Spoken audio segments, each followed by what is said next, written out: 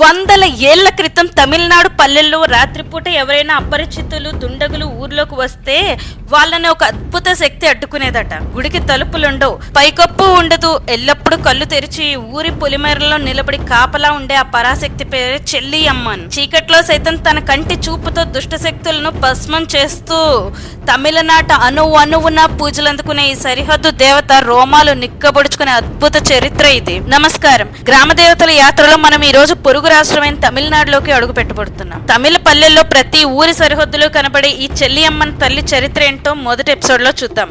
తమిళనాడులో గ్రామ దేవతలను కావల్ దైవం అంటే కాపలా దేవుళ్ళని పిలుస్తారు. ప్రాచీన కాలంలో చోళ పాండ్యరాజుల పాలనలో ఊరి ప్రజలను దొంగల నుంచి, క్రూర మృగాల నుంచి మరియు భయంకరమైన అంటు రోగాల నుంచి కాపాడడానికి ఊరి పొలిమేరలో ఒక శక్తిని ప్రతిష్ఠించారు.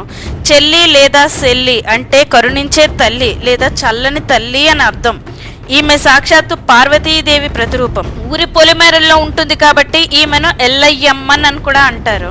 ఎండకైనా వానకైనా ఓ చెట్టు కింద నిలబడి ఊరి వైపు వచ్చే దుష్ట శక్తులను, రోగాలను ఆ పొలిమేరల్లోనే అడ్డుకునే అపారమైన శక్తి ఈ తల్లి సొంతం. శతాబ్దాలుగా ఏ ఊరికి వెళ్ళినా మొదట ఈ తల్లి ఆశీర్వాదం తీసుకున్నాకే తమిళ ప్రజలు ఊళ్ళోకి అడుగు పెడతారు. ఊరిని రక్షించే ఈ ఉగ్రరూప దేవి అదృశ్య వాహనం ఏంటి, ఆమె మహిమలు భక్తుల జీవితాలను ఎలా కాపాడుతాయో ఎపిసోడ్ 2 లో తెలుసుకుందాం.